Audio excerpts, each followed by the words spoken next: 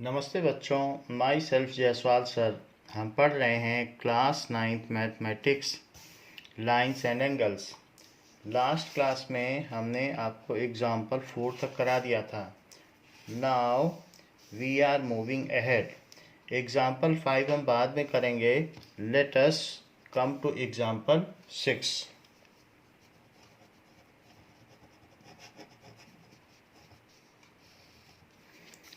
Example 6 says that AB is parallel to CD and CD is parallel to EF. कहा गया है कि AB line parallel to CD and CD is parallel to EF. This is AB and CD, EF.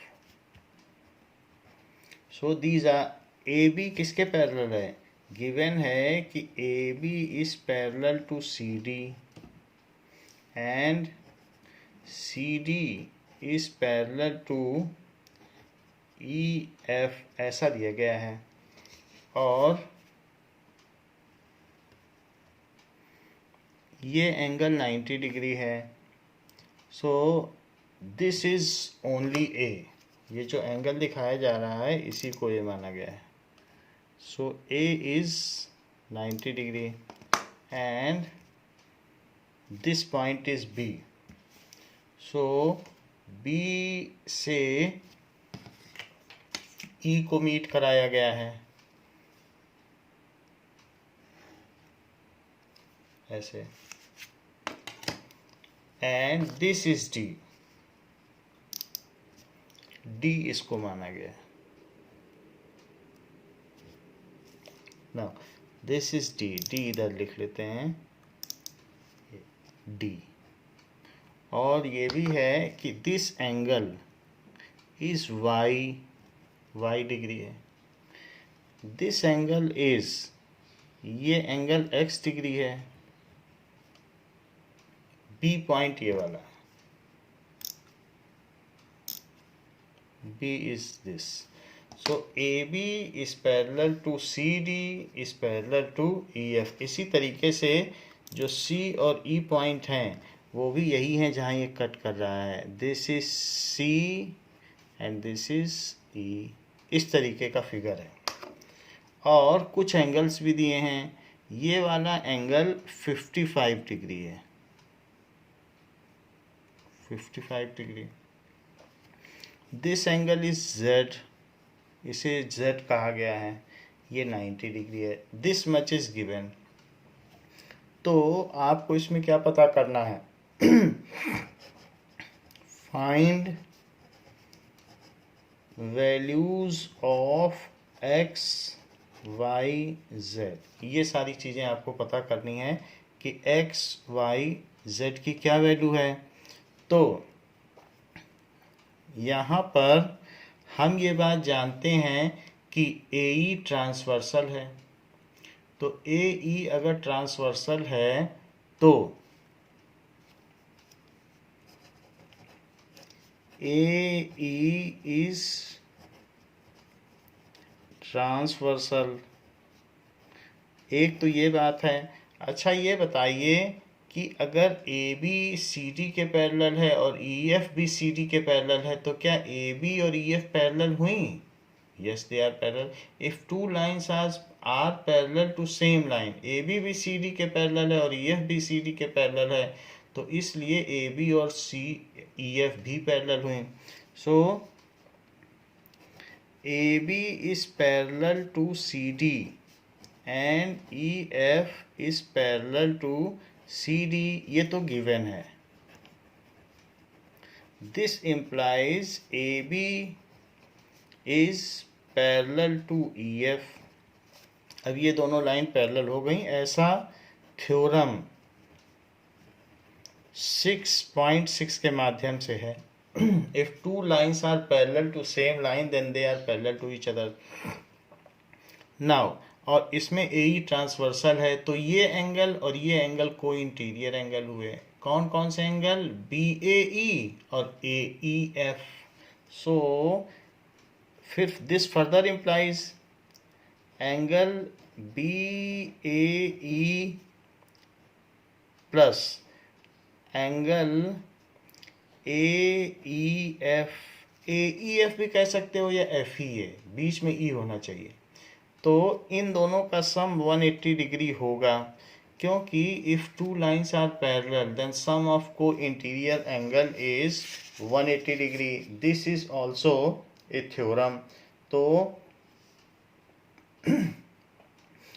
ये theorem 6.4 है। सो आप सिर्फ इतना भी लिख दोगे कि को इंटीरियर एंगल्स आर सप्लीमेंट्री, तो बात पूरी हो जाएगी। को इंटीरियर से थ्योरम 6.4 है, co interior angles are supplementary.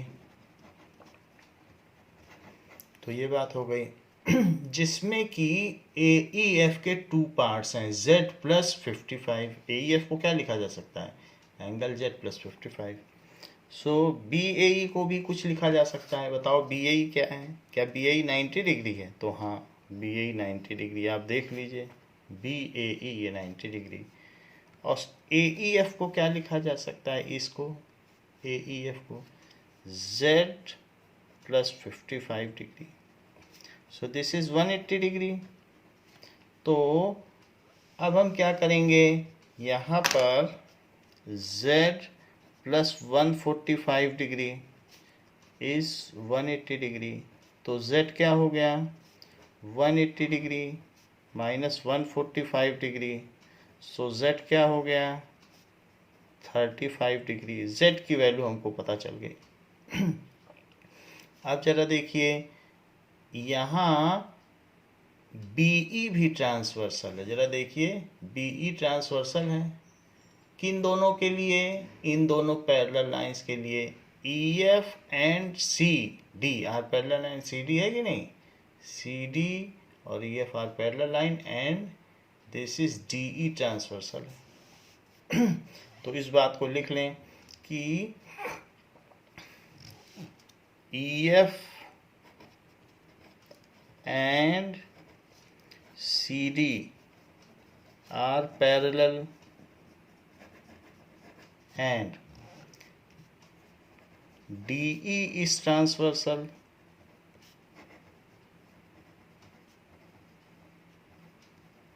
तो वो ट्रांसवर्सल है। अब जरा देखें, अगर ये ट्रांसवर्सल है तो जो को इंटीरियर एंगल्स का सम होगा, यहाँ भी तो को इंटीरियर बन रहा है, दो लाइनें हैं और उसको एक कोई ट्रांसवर्सल कट रही है, तो ये दोनों एंगल को इंटीरियर हुए कि नहीं। तो y और 55 मिलकर 180 होने चाहिए, क्योंकि पैरेलल लाइन को जब कोई तिर्यक रेखा काटती है, ट्रांसवर्सल लाइन काटती है, तो उसके अंदर के जो को इंटीरियर एंगल हैं सह अंतः कोण, वो सप्लीमेंट्री होते हैं। तो इसलिए आप लिख सकते हैं y plus D E F, इस एंगल को क्या कहेंगे, D E F. So y plus D E F angle D E F that is equals to, वो किसके इक्वल हो गया, that is equals to 180 degree. ऐसा क्यों, बिकॉज ऑफ इट इज को इंटीरियर एंगल। नाउ तो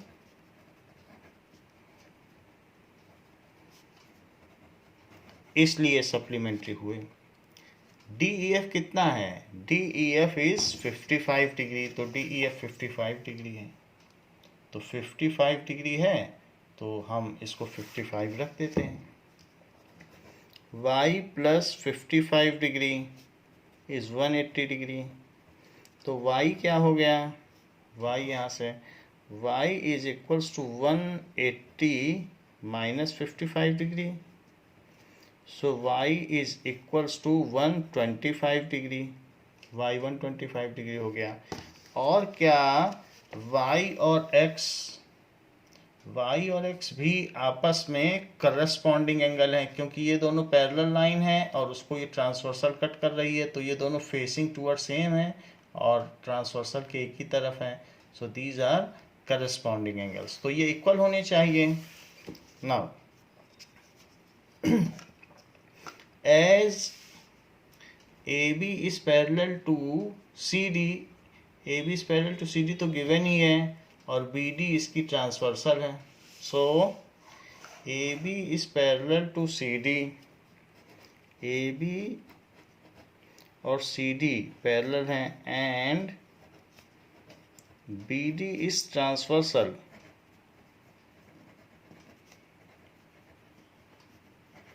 सो y is equals to x। ऐसा क्यों? Because corresponding angles.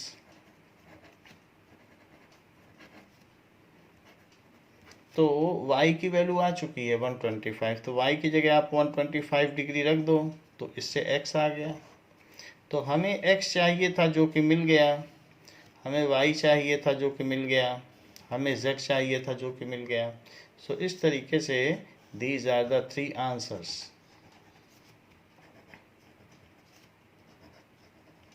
तो ये तो तीनों चीज़ें हमको चाहिए थी। Now we will come to exercise 6.2. Exercise 6.2 देखते हैं।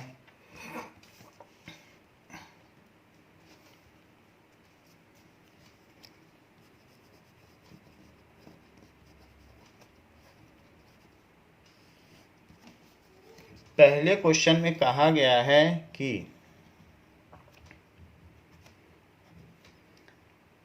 ए बी को सी डी के पैरेलल दिखाना है, show that A B is parallel to C D, ऐसे बोला गया। और दिस इज 50, ये सारी चीज़ें गिवन हैं, एंड एक्स और वाई का भी पता लगाना है। This is x, this is y, and this is 130, ऐसा है। तो यदि ये 50 है तो हमारे पास ये ए बी है। जो चीज़ें दी गई हैं वो तो फिगर में वो तो गिवन है ही, सी डी। तो ये एंगल्स दिए हैं 50 एंड 130, और एक्स वाई निकालना है। Find x and y and show that AB is parallel to CD. Find x and y and show that AB is parallel to CD. ये बात दिखानी है। तो 50 प्लस x क्या हुआ? ये लीनियर पेयर है, तो लीनियर पेयर का सम क्या होता है? लीनियर पेयर का सम 180 होता है। आप ये नहीं कह सकते कि x इज इक्वल टू 130, क्योंकि अभी पैरेलल नहीं है, ये हमें प्रूव करना है। तो ये कभी ना कह दीजिएगा कि x 130 है क्योंकि करस्पॉन्डिंग है। ऐसा पैरेलल लाइंस के लिए सुविधा है, बट पैरेलल तो हमको प्रूव करना है। लीनियर पेयर का कहीं भी इस्तेमाल किया जा सकता है। तो इसलिए यहाँ पर आप ये लिख सकते हैं सॉल्यूशन में कि x plus 50 degree is equal to 180 degree because of linear pair of angles. तो x क्या हो जाएगा? 180 डिग्री माइनस 50 डिग्री, तो x क्या हो जाएगा? 130 डिग्री। x 130 डिग्री हो गया। इसी तरीके से ये 130 है तो y is equals to 130 degree. क्यों? y is equals to y 130 degree because vertically opposite angles. Vertically opposite angle तो इक्वल होते ही हैं, वर्टिकली अपोजिट एंगल्स, ऐसा लिख लें। तो अब हमें x एंड y का पता चल चुका है, बट फ्रॉम अबव x और y ये तो आंसर हो ही गए क्योंकि पूछे गए थे। From above x is equals to y, from above x is equals to y, but they are alternate interior angles, but they are alternate interior angle. Alternate है, देखो x ये है और y इधर है, तो जब ट्रांसवर्सल के इधर उधर के जो एंगल होते हैं, एक इधर हो और एक इधर हो, तो अल्टरनेट होते हैं। Alternate interior angles, and we know by theorem that if alternate interior angles are equal then the lines are parallel.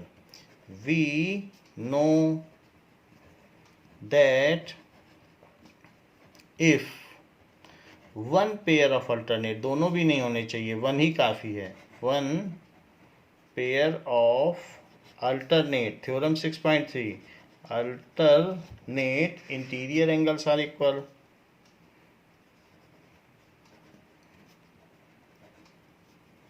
Interior angles are equal, तो ये कन्वर्स है 6.2 का, then the lines are parallel, so lines are parallel. तो इस तरीके से जो AB हो गई वो CD के पैरेलल हो गई, AB और CD पैरेलल हो गई क्योंकि उनके अल्टरनेट इंटीरियर एंगल जो है अंतः एकांतर कोण बराबर हुए. So AB is parallel to CD, hence proved.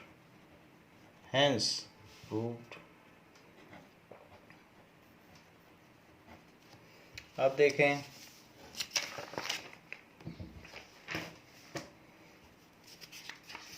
Second question में कहा गया है कि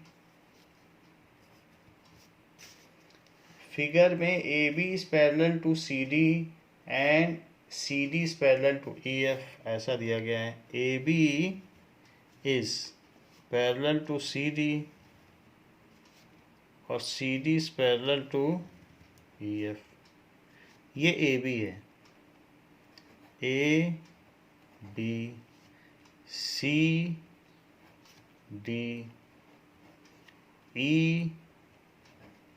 F ऐसे दिया गया है.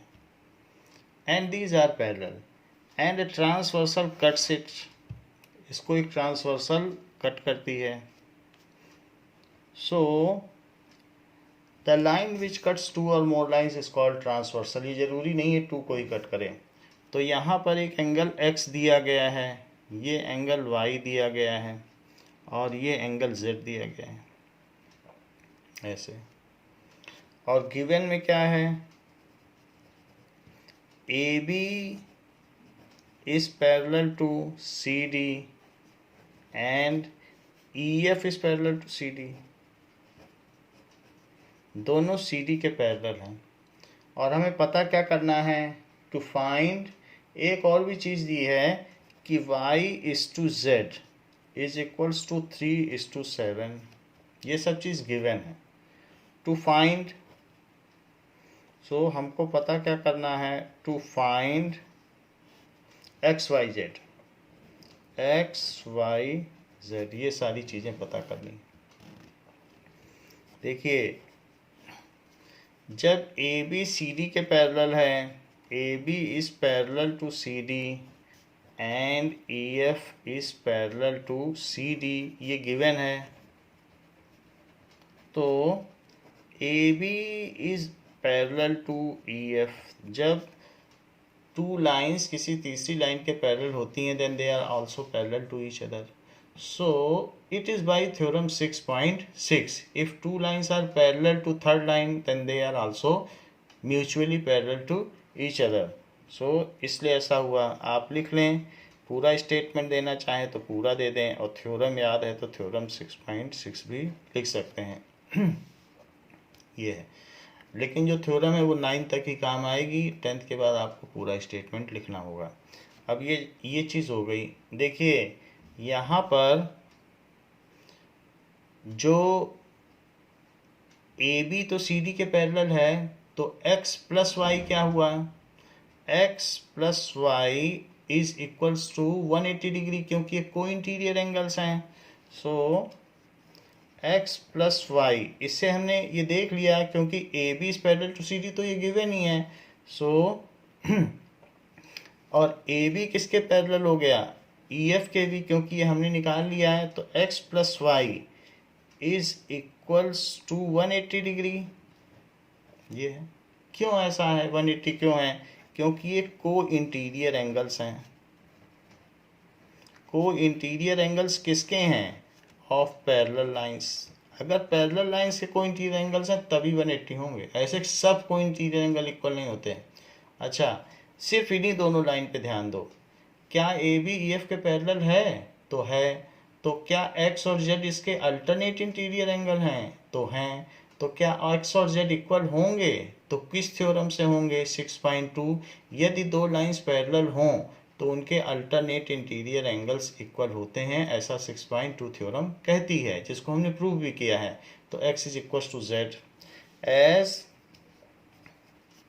A B is parallel to E F, ये यहाँ पे हमने दिखाई दिया है। सो x is equals to z, that is alternate interior angles of parallel lines, alternate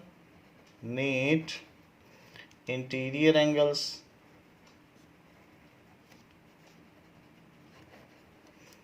of parallel lines। तो ये थ्योरम 6.4 है और ये 6.2 है कि पैरेलल लाइन होंगी तो अल्टरनेट इंटीरियर एंगल इक्वल होंगे। तो ये हमने दिखा दिया x is equal to Z. अब जब x is equal to Z है तो क्यों ना यहाँ पर x की जगह z लिख दिया जाए। So placing this value in equation 1, इसे आप चाहें तो इक्वेशन 1 मान सकते हैं। तो x की जगह आप इसमें डाल दें, put x is equal to Z in equation 1। तो इसमें डालो x की जगह z, तो z plus Y is equals to 180 degree. z plus Y, x की जगह z डाल दिया है। अच्छा, अगर y और z का रेशो ये है तो आप एक और काम कर सकते हैं, y को 3a मान लो और z को 7a मान लो। x तो नहीं मान सकते हो, x तो क्वेश्चन में ही दिया है, कुछ और मानना पड़ेगा। सो y को 3a और z को 7a, एक प्रोपोर्शनलिटी कांस्टेंट माना जा सकता है। Let y is equals to 3a और z is equals to 7a, क्योंकि यहाँ रेशो है तो उसके हिसाब से हमने मान लिया। And put this in value, putting in equation, putting in equation. तो अब इस इक्वेशन में आप डाल दीजिए, z को 7a डालिए और y को 3a। ऐसा करने से ये 10a हो जाएगा और 10a की वैल्यू क्या होगी? 180। तो a की वैल्यू क्या होगी? 180 डिग्री बाई 10 अपॉन 10। तो 0 0 कट जाएगा और a की वैल्यू क्या आ जाएगी? 18 डिग्री आ जाएगी। यदि a 18 डिग्री आ गया है तो मैं y निकाल सकता हूँ। तो y क्या होगा? y is equal to 3a। So y क्या होगा? 3 इंटू 18 डिग्री। सो y क्या होगा? It is 54 degree. तो y हमने निकाल लिया है। अब जरा देखें, y के आ जाने के बाद अब हम z भी निकाल सकते हैं। z कितना है? z is equals to 7a।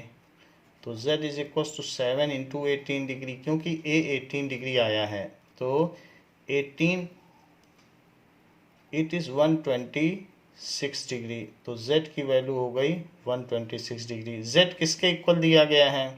क्या कहीं पर z x के इक्वल दिया गया है?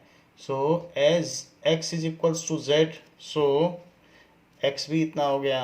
As x is equals to z, so x is also equals to 126 degree. तो ये हमें 3 वैल्यू पूछी गई थी जो कि हमने इनको निकाल कर दिखा दी हैं।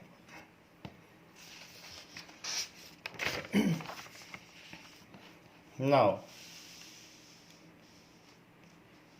Question number 3।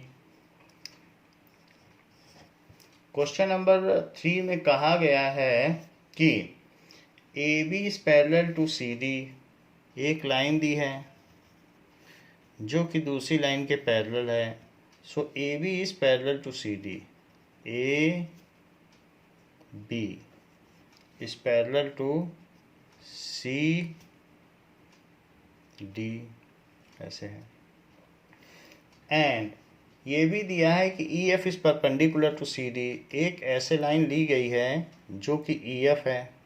So E F is perpendicular to C D, इस पे परपेंडिकुलर है, और यहाँ से एक स्लैंट लाइन इससे मिला दी गई है।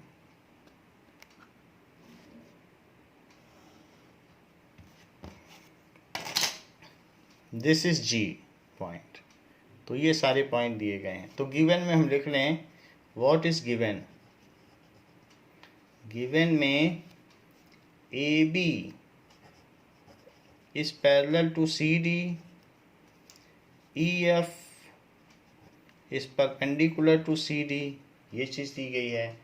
G E D is 126 degree, G E D एक और एंगल दिया है, ये पूरा एंगल 126 डिग्री दिया है, 126 डिग्री।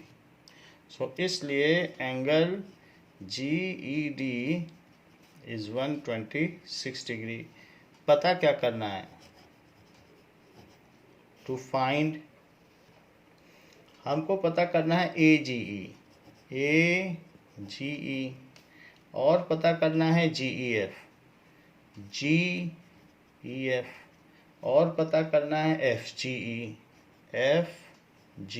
ई, ये सारे एंगल हमें पता करने हैं।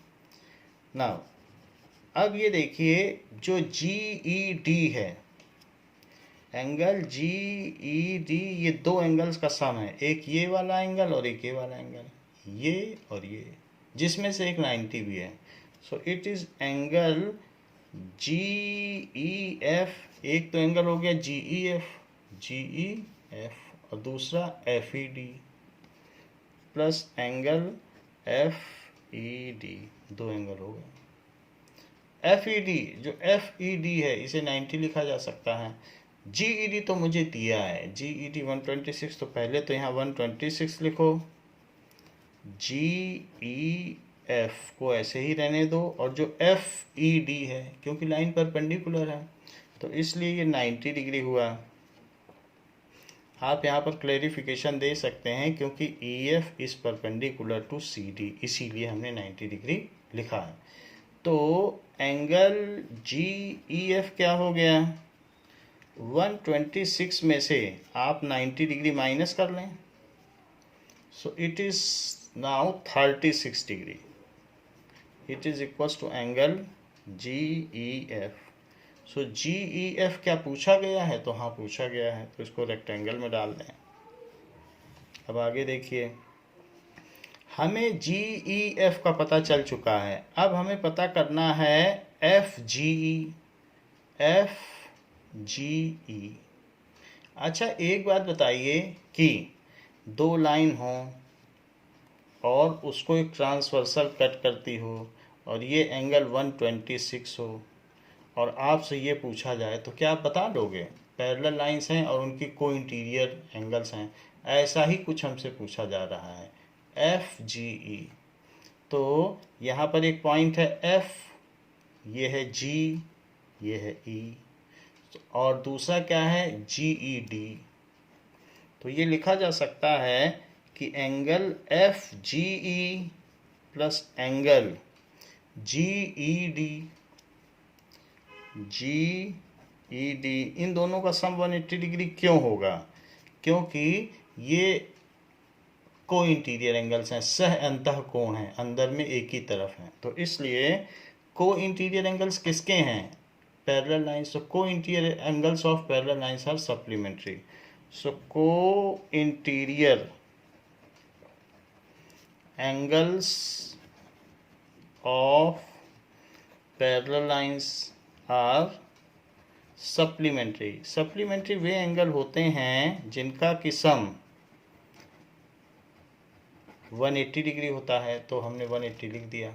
अब देखो हमें जी ई डी तो दिया है, जी ई डी ये कितना दिया है? 126, तो 126 दिया है, इसको लिख लीजिए 126। अब एफ जी ई तो नहीं पता है, so angle F G E क्या होगा? It is 180 minus 126 degree. So F G E क्या होगा? इसको सब्ट्रैक्ट करें तो इट इज़ 54 डिग्री आ जाएगा। ठीक है। सो इस तरीके से हमें एफ जी भी पूछा था, तो वो भी हमने बता दिया। इसको रेक्टेंगल में डाल दें। एक एंगल और पूछा गया है, इसके अलावा ए जी ई भी पूछा गया है, ए जी, जबकि हमने एफ जी निकाल लिया है, यही तो निकाला है अभी 54। और अब आपसे पूछा जा रहा है कि अब ए जी ई बताओ, तो अब ये कैसे बताएं? ये निकाल लिया, ये कैसे बताएं?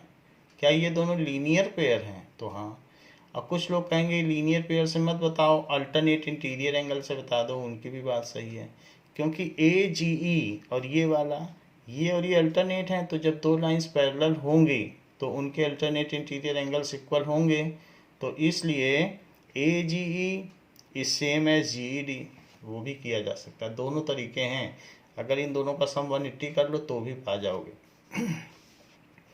अब देखो कि एज यहाँ पर जो ए बी लाइन है वो पैरेलल है, A B line is parallel to C D line, A B line parallel to C D line, इसलिए so angle A G E is equal to angle G E D, G E D के equal हो जाएगा।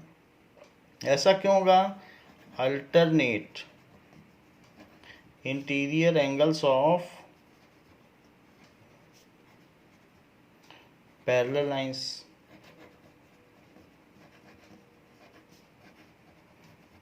इतना लिखने से भी चलेगा, वरना आगे लिख सकते हो alternate interior angles of parallel lines are equal. तो वो हमने इक्वल तो यहाँ दिखाई दिया है। तो अब जी ई डी कितना है? It is 126। तो इसके होने से ए जी ई कितना हो जाएगा? 126। तो इस तरीके से हमारा जो थर्ड टू फाइंड था वो भी कंप्लीट हो गया। देखिए क्वेश्चन में कहा गया है कि फोर्थ क्वेश्चन में, थर्ड तो हो गया है, फोर्थ क्वेश्चन में बात कही गई है कि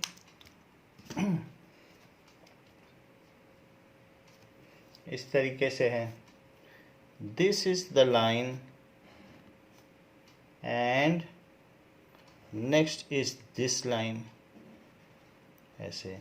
और ये बात कही गई है कि P Q R S T, P Q R S T, इसमें ये एंगल 110 डिग्री दिया है, 110 डिग्री, और ये एंगल दिया है 130 डिग्री, ये 130 डिग्री दिया है। अब देखो एक और बात कही गई है कि P Q is parallel to S T. तो गिवन में क्या है? P Q is parallel to S T के पैरेलल है, and P Q R is 110, P Q R is 110 जो कि क्वेश्चन में और फिगर में दिया है, and R S T is 130, R S T that is 130 degree. आपसे पूछा क्या जा रहा है? To find Q R S, to find पूछा जा रहा है क्यू आर एस। तो इसका पता करते हैं solution. Now we will draw a parallel line, we will draw a parallel line parallel to P Q. तो यहाँ पर अगर हम पैरेलल लाइन ड्रॉ कर लें तो इससे होती हुई एक पैरेलल लाइन जा रही जो आर से पास हो रही है, and this is A B. So draw, construction में ड्रॉ लिखिए, draw A B parallel to P Q. किसी भी लाइन के पैरेलल एक लाइन तो ड्रॉ की ही जा सकती है। तो draw A B parallel to P Q, but it is given that ST is also parallel to PQ. So ST is parallel to PQ, ये given है और ये हमने कंस्ट्रक्शन किया है। सो फ्रॉम अबव, तो फ्रॉम अबव क्या हो जाएगा? दो लाइन PQ के पैरेलल हैं, AB भी पैरेलल टू PQ है जो कि हमने ड्रॉ किया है, और ST भी है, तो इसलिए AB और ST पैरेलल हो जाएंगे। AB is parallel to ST, ये दोनों पैरेलल हो गए। नाउ ये अगर पैरेलल हो गए तो अब देखिए क्या क्या चीज़ें होंगी। कहने का मतलब है ए बी और एस टी भी अब पैरेलल हो चुके हैं। तो क्या ये लाइन और ये लाइन, तो यहाँ पर आप ये देखिए ये 110 है तो ये कितना होगा, ये को इंटीरियर एंगल हो गए। ये लाइन और ये लाइन थी और एक ऐसे इसको ट्रांसवर्सल कट कर रही है, तो क्या ये दोनों को इंटीरियर हैं और क्या ये सप्लीमेंट्री भी होंगे, तो हाँ होंगे। तो इसलिए पी क्यू आर और क्यू आर ए ये क्या होगा, so angle P Q R plus angle Q R A it is equal to 180 degree. ऐसा क्यों होगा, क्योंकि को इंटीरियर एंगल्स,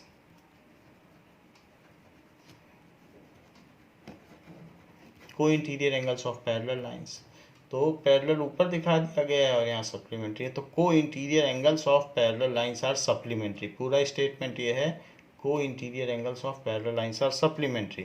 तो इसमें से पी क्यू आर तो 110 है, इसमें डाल दीजिए। क्यू आर ए पता नहीं, तो क्यू आर ए निकाल लीजिए आप। क्यू आर ए कैसे निकालें, Q R A 180 minus 110 it is 70 degree.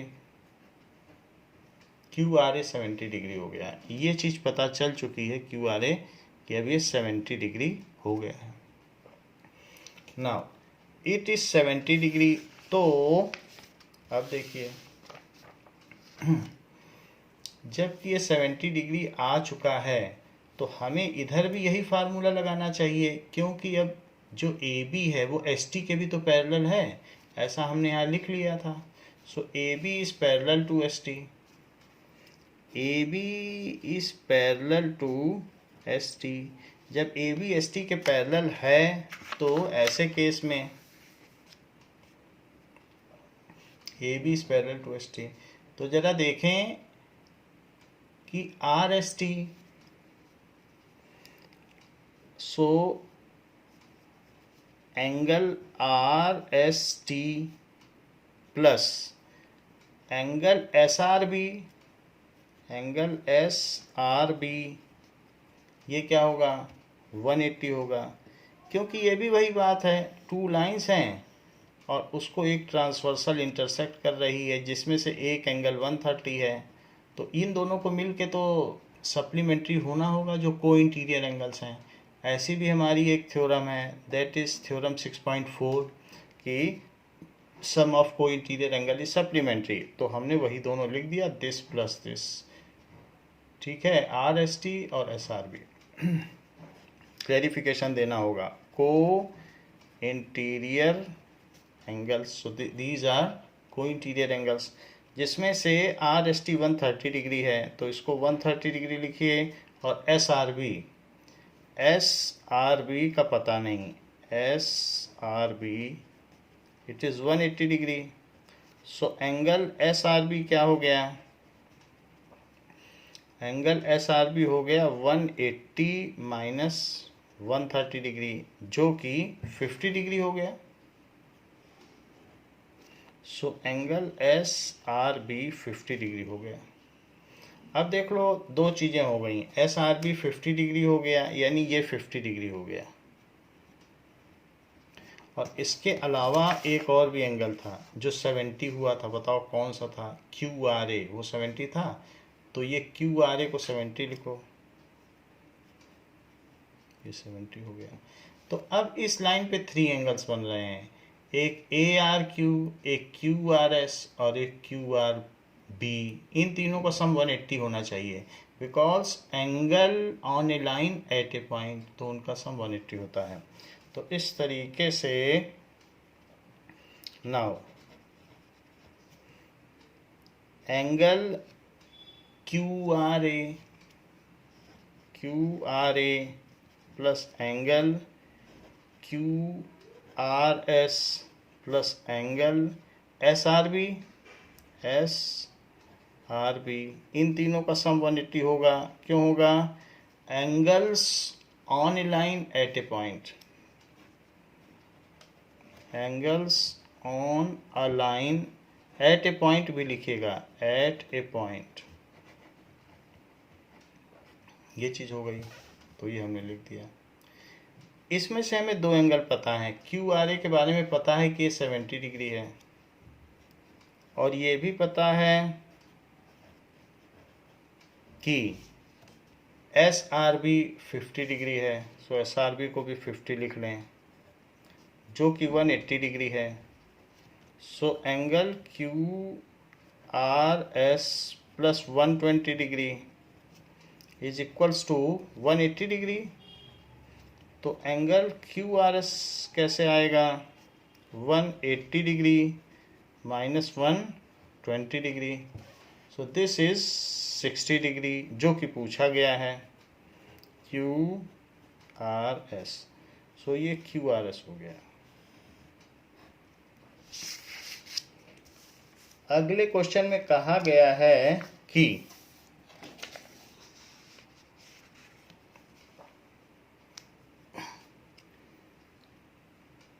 Fifth question में देखिए, ये बात कही गई है कि A B is parallel to C D. A B और सी डी को पैरेलल बताया गया है।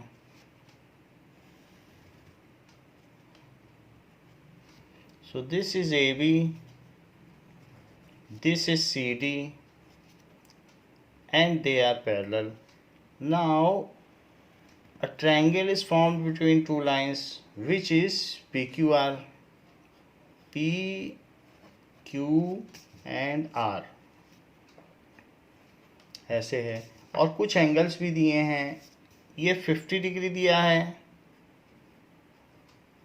ये 127 डिग्री दिया है, 127 डिग्री, ये दोनों दिए हैं। हमको x और y का पता करना है, x और y, ये दोनों चीज़ें पता करनी। सो गिवन में क्या है, गिवन में दिया है कि A B is parallel to C D, और बाकी एंगल्स भी दिए हैं। So A P Q, angle A P Q is 50 degree, and angle PRD, angle PRD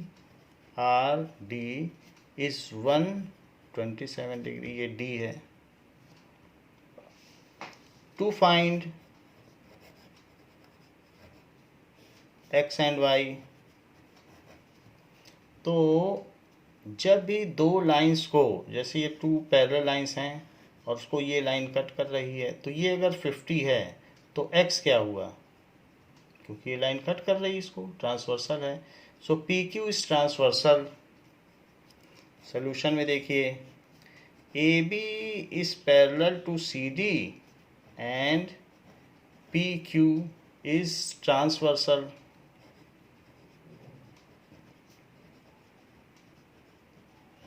transversal है, तो इस वजह से सो alternate interior angles will be equal.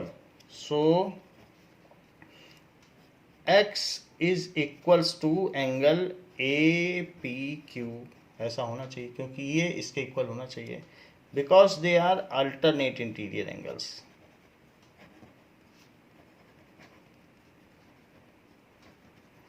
पहले एंगल का नाम लिखें, फिर उसके बाद एंगल डालें। तो x इज इक्वल टू अब 50 डालें, ये लिखना ज़रूरी है, सीधे पहले 50 ना लिख दें, तो ये लिख के तो क्लियर होता है। ये चीज़ हो गई। तो x हमें पूछा गया था, x हमने बता दिया।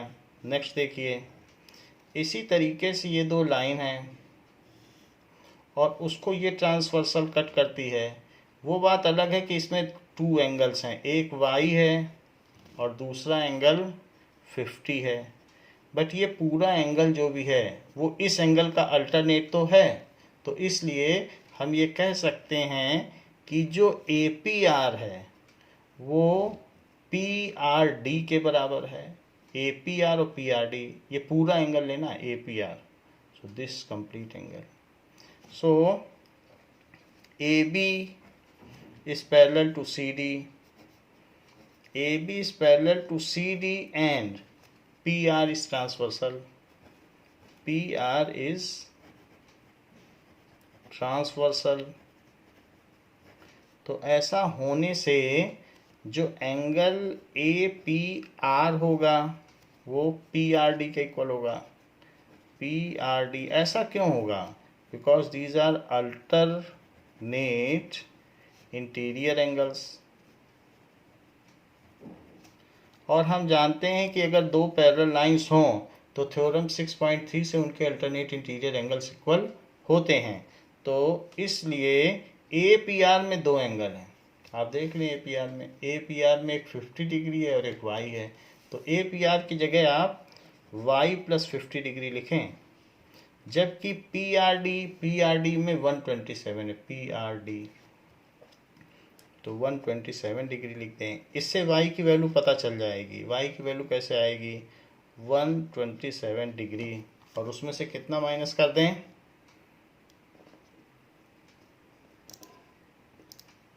उसमें से 50 डिग्री माइनस कर दें। 50 डिग्री हमने माइनस कर दिया, तो ऐसा करने से ये 77 डिग्री आ जाएगा। तो Y की वैल्यू हो गई 77 डिग्री। X और Y पूछा गया था, जो कि हमने बता दिया है। नाउ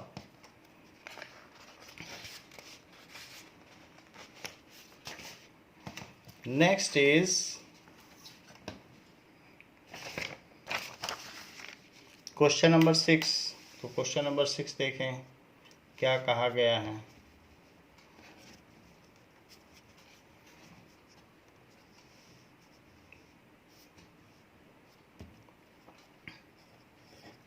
क्वेश्चन नंबर 6 में कहा गया है कि 2 मिरर्स हैं जो कि एक दूसरे के पैरेलल रखे हुए हैं। ऐसे 2 मिरर्स, पेंटिंग दूसरी तरफ है और रिफ्लेक्टिंग साइड इनसाइड है। तो ये कोटिंग है, सिल्वर की कोटिंग, और अंदर में रिफ्लेक्टिंग साइड से। तो एक रे यहाँ पर पड़ती है, फिर वो रे यहाँ पड़ती है, फिर उसके बाद यहाँ से भी रिफ्लेक्ट होती है तो यहाँ चली जाती है। These are A, B, C और D, ये अलग अलग रेज हैं। सो AB, BC और CD ऐसा है। सो दो मिरर कौन कौन से हैं? PQ और RS।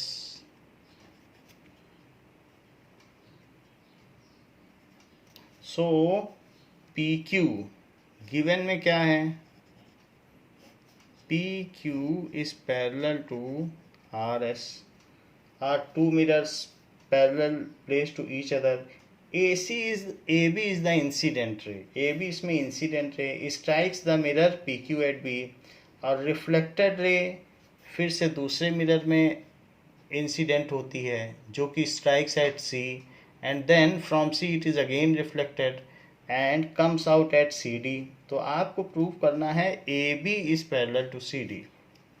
To prove AB is parallel to CD, तो इसका प्रूफ देखिए।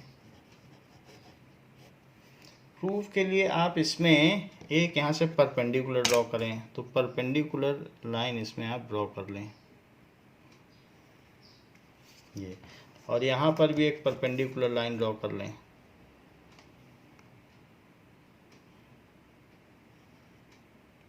ये so we have drawn 2 perpendicular lines. इसको थोड़ा और पास करना पड़ेगा। आप देखिए ये लाइन ऐसे आएगी,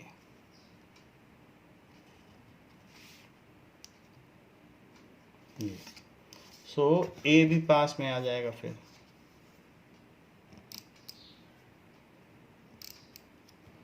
दिस इज ए। तो आपको लॉज ऑफ रिफ्लेक्शन पता है क्या? तो सबसे पहले तो हमने परपेंडिकुलर ड्रॉ की। तो अगर परपेंडिकुलर हमने ड्रॉ कर दी है, सो ये दोनों, इसको आप M ले लें, इसको N ले लें। So draw MB perpendicular to PQ and NC perpendicular to RS। तो जो पैरेलल लाइंस होती हैं उन पे जो ड्रॉन परपेंडिकुलर्स होते हैं वो भी पैरेलल होते हैं। सो इसलिए MB और NC भी पैरेलल होंगे। So this implies MB is parallel to NC। जैसे आपकी नोटबुक है उसमें सब पैरेलल लाइंस हैं और उसी को मैथ्स की बुक बना दिया जाए, उसके पैरेलल ये ऐसे परपेंडिकुलर ड्रॉ किया जाए, तो क्या ये भी पैरेलल नहीं होंगे? मैथ की बुक में पैरेलल पे दूसरे परपेंडिकुलर, तो वो भी पैरेलल होते हैं। तो वही चीज़ है। So these are perpendiculars drawn on parallel lines, इसीलिए पैरेलल हुए।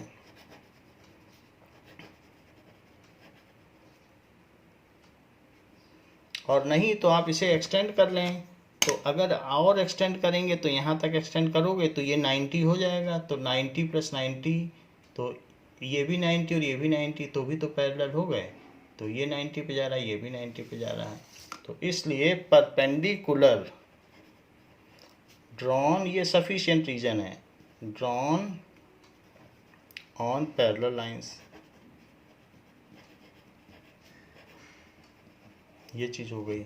अब जरा देखिए कि इसमें जो भी इंसिडेंट एंगल होगा, मान लीजिए ये आई है इंसिडेंट एंगल, और जो निकलने वाला है उसे आर माने रिफ्लेक्टेड एंगल।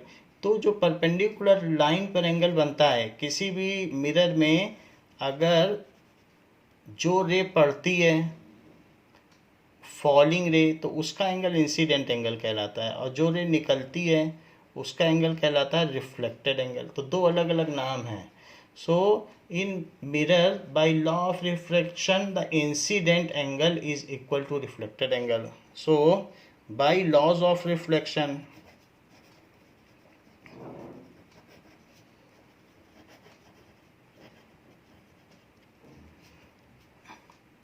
इंसिडेंट एंगल जो कि आई है is equal to,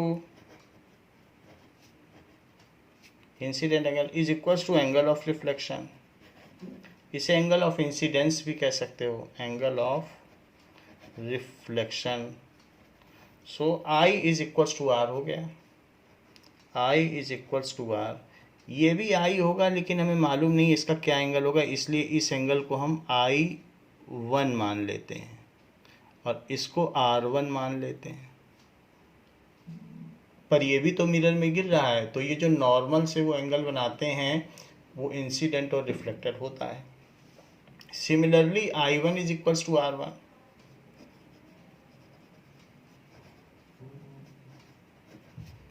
I1 is equals to R1, तो ये भी एंगल इक्वल हो गए, दोनों एंगल इक्वल हो गए। तो हमने यहाँ पर आपको दिखाया कि पहले दो पैरेलल लाइंस हैं और उन पर दो परपेंडिकुलर ड्रॉ किए गए हैं और फिर इनको मिला दिया गया है। नाउ ऐसे हमने,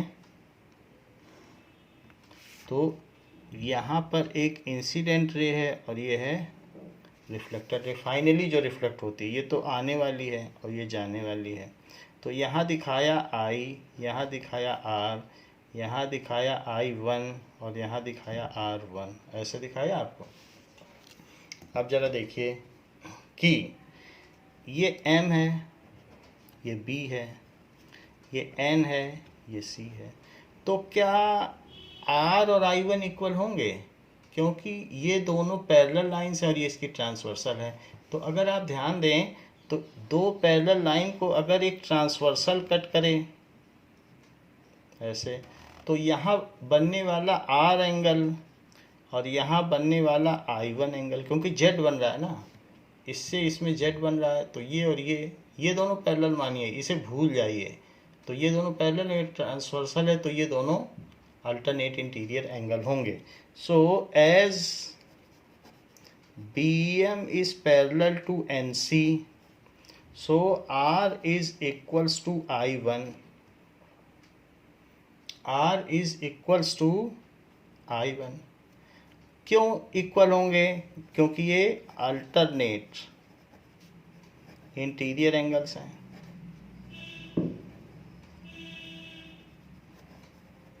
ये चीज़ है।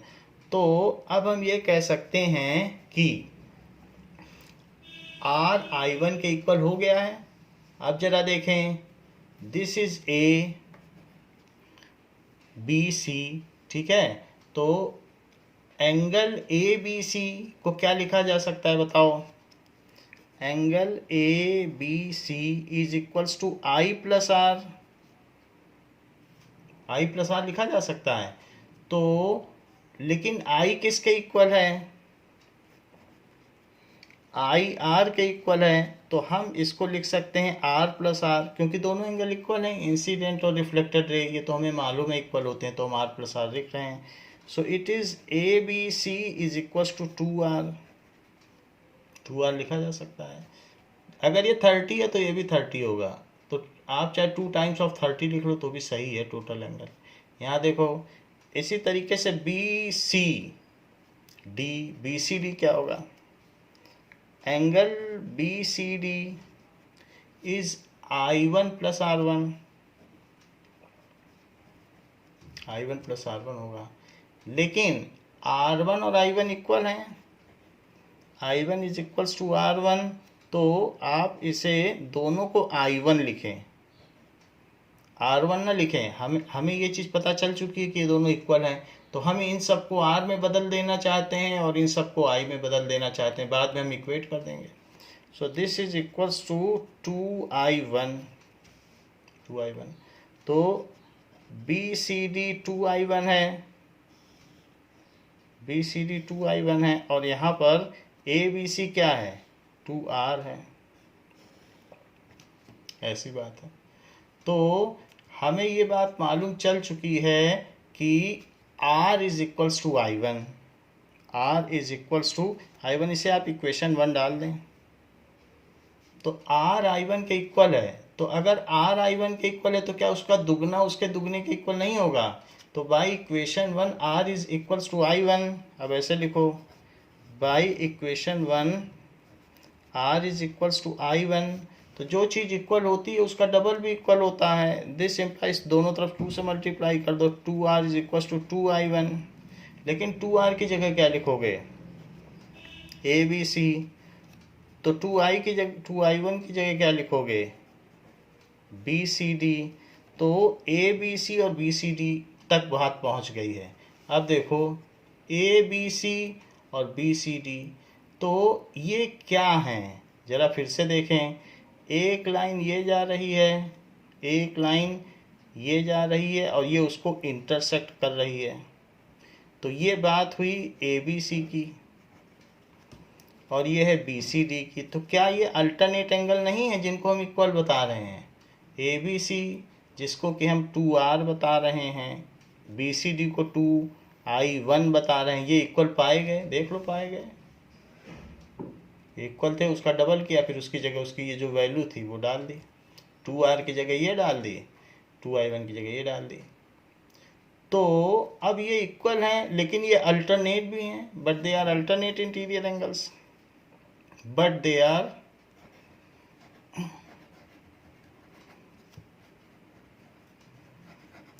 alternate interior angles।